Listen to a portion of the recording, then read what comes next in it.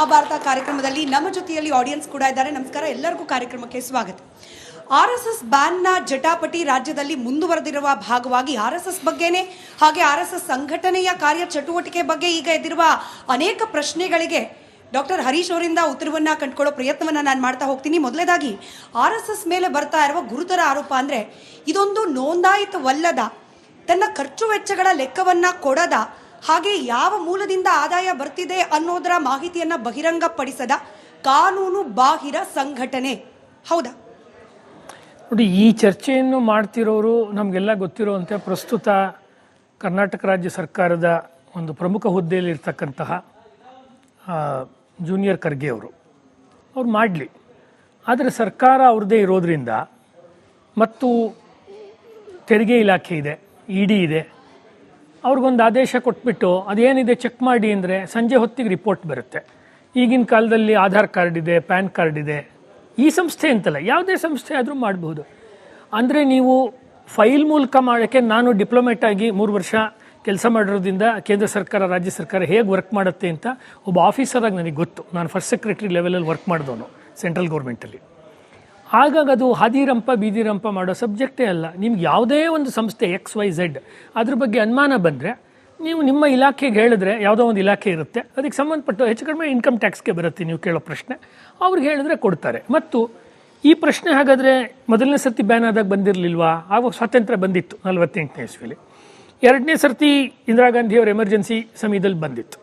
ಅವಾಗಂತೂ 18 ತಿಂಗಳು ತುರ್ತು ಪರಿಸ್ಥಿತಿ ಇದ್ದಿದ್ದರಿಂದ ಎಲ್ಲ ದಾಖಲೆಗಳನ್ನು ನೋಡೋಕ್ಕೆ ತುಂಬ ಪುರ್ಸೊತ್ತಿತ್ತು. ಏಕೆಂದ್ರೆ ವಿರೋಧ ಪಕ್ಷದ ನಾಯಕರು, RSSನವರು, ಸಮಾಜವಾದಿಗಳು ಎಲ್ಲ ಜೈಲಲ್ಲಿದ್ದರು ಅವಾಗ. 3ನೇದು ಅಯೋಧ್ಯ ಆಂದೋಲನದ ಸಮಯದಲ್ಲಿ ಬಾಬ್ರಿ ಮಸೀದು, ರಾಮ ಜನ್ಮಭೂಮಿ 92 ಡಿಸೆಂಬರ್ 6ಕ್ಕೆ RSSನ ಆಮೇಲೆ ಬ್ಯಾನ್ ಮಾಡಿದ್ರು. ಅವಾಗ ಕೂಡ ಸುಮಾರು ಒಂದು ವರ್ಷಕ್ಕಿಂತ ಹೆಚ್ಚು ಕಾಲ ಬ್ಯಾನ್ ಇತ್ತು. ಆಗ ಕೂಡ ಕೇಂದ್ರದಲ್ಲಿ ಕಾಂಗ್ರೆಸ್ನ ಆಡಳಿತವೇ ಇತ್ತು, ರಾಜ್ಯ ಸರ್ಕಾರ ಕೂಡ ಕಾಂಗ್ರೆಸ್ ಇತ್ತು, ನಂಗೆ ನೆನಪು. ಅವಾಗ ಕೂಡ ಮಾಡ್ಬೋದಿತ್ತು. ಅಥವಾ 10 ವರ್ಷಗಳ ಕಾಲ ಮನಮೋಹನ್ ಸಿಂಗ್ ಅವರ ಆಡಳಿತದ ಎರಡು ಅವಧಿಯ ಒಂದು ಸರ್ಕಾರ ಇತ್ತು, ಆಗಲೂ ಮಾಡ್ಬೋದು. ಸಿದ್ದರಾಮಯ್ಯನವರೇ ಈಗ 2ನೇ ಸರ್ತಿ ಆಯ್ಕೆಯಾಗಿ ಬಂದಿದ್ದಾರೆ. ಅದಕ್ಕೆ ಮುಂಚೆ ಕುಮಾರಸ್ವಾಮಿ ಅವರಿದ್ದರು, ಮತ್ತೊಬ್ಬರಿದ್ದರು. ಇದು ಆರೋಪ ಮಾಡ್ತಿರೋದು ಕೇವಲ ಪ್ರಿಯಾಂಕ್ ಖರ್ಗೆ ಒಬ್ಬರೇ ಅಲ್ವಲ್ಲ. ಸ್ವಲ್ಪ ಹಿಂದೋದ್ರೆ ಒಂದು 7-8 ತಿಂಗಳ ಹಿಂದೆ ಕಾಂಗ್ರೆಸ್ ಪಕ್ಷದ ರಾಷ್ಟ್ರೀಯ ಮಟ್ಟದ ವಕ್ತಾರರೊಬ್ಬರು CIA ಏಜೆಂಟ್ ಒಬ್ಬರು ಬರೆದಿರುವ ಪುಸ್ತಕದ ರೆಫರೆನ್ಸ್ ಇಂದ ಹೇಳ್ತಾರೆ, ಈ ಫಂಡಿಂಗ್, ಅದರಲ್ಲೂ ಫಾರಿನ್ ಫಂಡಿಂಗ್ ಅನ್ನೋದು RSSಗೆ ನೆಹರು ಕಾಲದಿಂದ ಕೂಡ ಇತ್ತು. ನೆಹರು ಸರ್ಕಾರವನ್ನ ಡಿಸ್ಟೆಬಿಲೈಸ್ ಮಾಡೋಕ್ಕೆ, ಅಂದಿನ ಕಾಂಗ್ರೆಸ್ನ ಅಧ್ಯಕ್ಷರಾಗಿದ್ದ ಕಾಮರಾಜ್ ಅವರ ಹತ್ಯೆ ಮಾಡಲಿಕ್ಕೆ ಅಮೆರಿಕಾದಿಂದ RSSಗೆ ಫಂಡಿಂಗ್ ಆಗ್ತಾ ಇತ್ತು. ಇದಕ್ಕೊಂದು ಅಕೌಂಟಬಿಲಿಟಿ ಬೇಕಲ್ವಾ? ಅಟ್ಲೀಸ್ಟ್ ಸ್ಪಷ್ಟನೆ ಬೇಕಲ್ವಾ ಅಂತ. ಒಂದು ತುಂಬ ತಮಾಷೆಯಾಗಿದೆ ಅವರ ಆರೋಪ. ನಾನು ನೋಡಿಲ್ಲ, ನಿಮ್ಮ ಮಾತಿನ ಆಧಾರದ ಮೇಲೆ ನಾನು ಹೇಳ್ತಾ ಇದ್ದೀನಿ. CIA ಅನ್ನುವುದು ಭಾರತದ ದೇಶದ ಒಳಗೆ ಇರುವಂಥ ವ್ಯವಸ್ಥೆಯನ್ನು ಅದು ಕಂಟ್ರೋಲಿಗೆ ತಗೊಳುತ್ತೆ ಅಂದರೆ ಯಾವುದೇ ಕೇಂದ್ರ ಸರ್ಕಾರ ಏನು ಮಾಡ್ತಿರುತ್ತೆ? ಆ ಕಾಲದಲ್ಲಿ ಇದ್ದಿದ್ದು ನೀವೇ ಹೇಳೋ ಪ್ರಕಾರ ನೆಹರು ಅವರ ಕಾಲದ ಸರ್ಕಾರ. ಹಾಗಾಗಿ CIA ಹಿಂಗೆ ಫಂಡ್ ಕೊಡ್ತಾ ಇದೆ, ನಾವೇನು ಮಾಡೋಕ್ಕಾಗಲ್ಲ ಅನ್ನುವಂಥ ಒಂದು ಅಸಹಾಯಕ ಸ್ಥಿತಿನಲ್ಲಿ ಭಾರತದ ಮೊದಲ ಅಥವಾ 2ನೆಯ ಚುನಾಯಿತ ಸರ್ಕಾರ ಇರೋದಾದರೆ ಆ ಸರ್ಕಾರ ರಾಜೀನಾಮೆ ಕೊಟ್ಟು ಮನೆಗೆ ಹೋಗೋದು ವಾಸಿ. ಅಂದರೆ ನೆಹರು ಅವರು ಅಷ್ಟೊಂದು ಅಸಹಾಯಕರಾಗಿದ್ರಾ?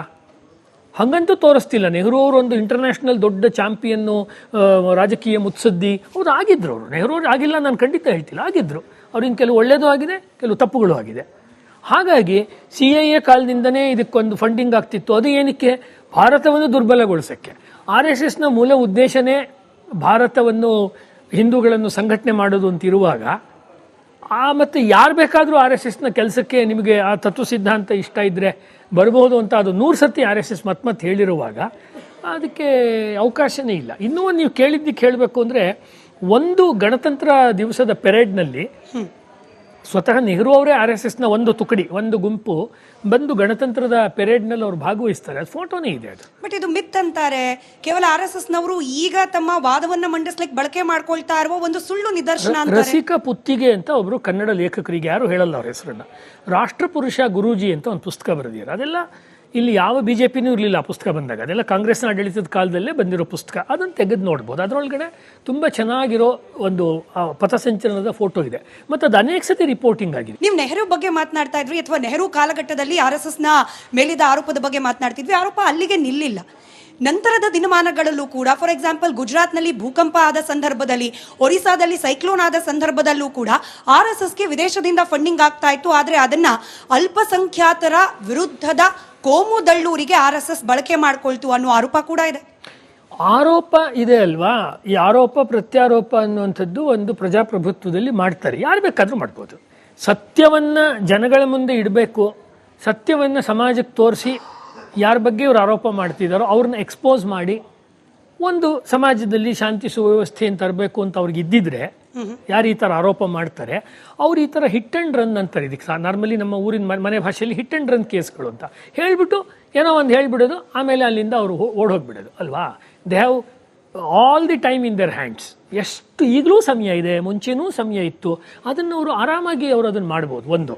ಎರಡನೇದು, ಬೇರೆ ಬೇರೆ ಕೇಂದ್ರ ಸರ್ಕಾರಗಳು ಫೈನಾನ್ಷಿಯಲ್ ನೀತಿಗಳನ್ನು ತರುವಾಗ, ನಾನೇನು ಆ ಸಬ್ಜೆಕ್ಟ್ನ ಎಕ್ಸ್ಪರ್ಟ್ ಅಲ್ಲ, ನಂಗೆ ಗೊತ್ತಿರೋ ಸಣ್ಣ ಮಿತಿಲಿ ಹೇಳ್ತಿದ್ದೀನಿ. ವಿದೇಶದಿಂದ ಹಣ ಬರಬೇಕಾದ್ರೆ ಅದಕ್ಕೊಂದು ಇದಿರುತ್ತೆ, ಏನು ಹೇಳ್ತಾರೆ, ನಿಯಮಗಳಿರುತ್ತೆ. ಅದು ಬೇರೆ ಬೇರೆ ಸಂಘ ಸಂಸ್ಥೆಗಳು ಬರುತ್ತೆ. ಈಗ ಅನೇಕ ಕ್ರೈಸ್ತ ಮಿಷನರಿ ಸಂಸ್ಥೆಗಳು ನಮ್ಮ ದೇಶದಲ್ಲಿ ಕೆಲಸ ಮಾಡ್ತಾ ಇದೆ, ಬೆಂಗಳೂರಿನಲ್ಲೂ ಇದೆ, ಬೇರೆ ಊರಲ್ಲಿ. ಅವ್ರಿಗೂ ಕೂಡ ಖಂಡಿತ ಬೇರೆ ದೇಶದಿಂದ ಬರ್ತಿತ್ತು. ಅದಕ್ಕೆ ಎಲ್ಲಿಂದ ತರಬೇಕು, ಅದೆಲ್ಲ ಆಡಿಟ್ ಆಗಿದೆಯಾ, ಕರೆಕ್ಟಾಗಿ ಕಾನೂನು ಮೂಲಕ ಬರುತ್ತೆ ಅಂದರೆ ಖಂಡಿತ ಅದು ಬರಬಹುದು. ಫಾರಿನ್ ಫಂಡ್ ಬರುತ್ತೆ ಅನ್ನೋದೇ ಒಂದು ಆರೋಪದ ವಿಷಯ ಆಗಕ್ಕೆ ಸಾಧ್ಯ ಆಗಲ್ಲ. ಬರುತ್ತಿರುವುದು ಏನು ಹೇಳ್ತೀರಾ, ದೇಶದ ಭದ್ರತೆಗೆ ಮಾರಕವಾಗ್ತಿದೆಯೇ ಇಲ್ವೇ? ಈಗ ಉದಾಹರಣೆಗೆ ಅನೇಕ ಭಯೋತ್ಪಾದಕ ಇಸ್ಲಾಮಿನ ಹೆಸರಿನ ಸಂಘಟನೆಗಳು ನಮ್ಮ ದೇಶದಲ್ಲಿ ನಡೀತವೆ. ಎಷ್ಟೊಂದು ಸತಿ ಗೌರ್ಮೆಂಟೇ ರೈಡ್ ಮಾಡ್ತಾ ಇರುತ್ತೆ. ಅವ್ರಿಗೆ ಅನೇಕ ಅಕ್ಕಪಕ್ಕದ ಬಾಂಗ್ಲಾದೇಶದಿಂದನೋ ಪಾಕಿಸ್ತಾನದಿಂದನೋ ಇನ್ನೊಂದು ದೇಶದಿಂದನೋ ಫಂಡ್ ಬರ್ತಾ ಇತ್ತು, ಶಸ್ತ್ರಾಸ್ತ್ರಗಳಿಗೋಸ್ಕರ ಕೊಂಡ್ಕೊಳ್ಳೋಕೆ ಬರ್ತಿತ್ತು ಅಂತೆಲ್ಲ ನಮಗೆ ಮಾಹಿತಿ ಸರ್ಕಾರವೇ ಕೊಟ್ಟಿರೋದಿದೆ ಅಲ್ವಾ. ಆ ಸ್ವರೂಪಕ್ಕೂ ಈ ಸ್ವರೂಪಕ್ಕೂ ಏನು ವ್ಯತ್ಯಾಸ ಆಗುತ್ತೆ ಅಂದರೆ, ಅಲ್ಲಿಂದ ಯಾರು ಫಂಡ್ ಮಾಡಿದರೆ ಅವರು ವಾಲಂಟ್ರಿಯಾಗಿ ಮಾಡಿರ್ತಾರೆ. ಮಾಡಬೇಕಾದ್ರೆ ಅದು ಗೌರ್ಮೆಂಟಿನ ಚಾನೆಲ್ ಮೂಲಕ ಒಂದು ರೂಪಾಯಿ ಕೂಡ ಬರೋಕ್ಕಾಗಲ್ಲ ಅಲ್ವಾ. ಬಂದಾಗ ಅದು ಎಲ್ಲ ರೀತಿಯ ತಪಾಸಣೆ ಅಂತಿರೋ, ಆಡಿಟ್ ಅಂತಿರೋ, ಏನು ಹೇಳ್ತಿರೋ ಅದೆಲ್ಲದಕ್ಕೂ ಅದು ಒಳಗಾಗೇ ಇರುತ್ತೆ. ಅದೇ ನಾನು ನಿಮ್ಗೆ ಅವಾಗಿಂದ ಹೇಳ್ತಾ ಇರೋದು, 2014 ನಂತರ ಏನೋ ಒಂದು ಇವ್ರಿಗೆ ಅನುಕೂಲವಾಗುವ ಸರ್ಕಾರ ಇದೆ ಅಂತ ಉಳಿದವ್ರು ಭಾವಿಸೋದಾದರೆ ಹಾಗೇನಿಲ್ಲ. ನನ್ನ ಪ್ರಕಾರ ಅದೇನು ಆಯಿತು, ಹಾಗೆ ತೊಗೊಂಡ್ರು ಕೂಡ.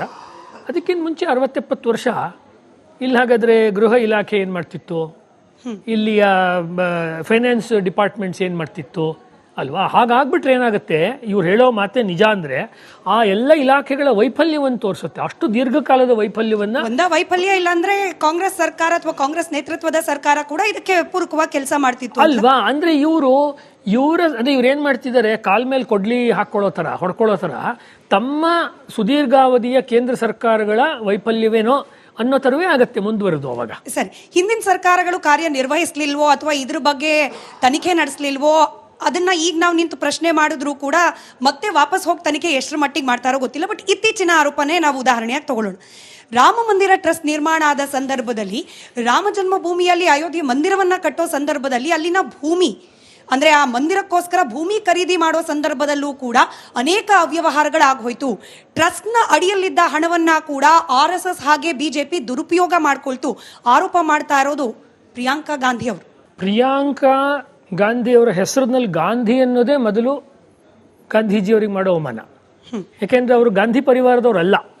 ಸತ್ಯವನ್ನೇ ಗಾಂಧೀಜಿಯವ್ರ ಬಗ್ಗೆ ನಂಗೆ ವೈಚಾರಿಕವಾಗಿ ಕೆಲವು ಭಿನ್ನಾಭಿಪ್ರಾಯ ಇದೆ ಸಂಶೋಧಕನಾಗ, ಅದು ಬೇರೆ. ಆದರೆ ನಮ್ಮ ದೇಶಕ್ಕೆ ಹೋರಾಟ ಮಾಡಿದ ಮಹಾಪುರುಷರಲ್ಲಿ ಗಾಂಧೀಜಿಯವರೊಬ್ಬರು ಕೂಡ ಅನ್ನೋದ್ರಲ್ಲಿ ಏನೂ ಅನುಮಾನ ಇಲ್ಲ.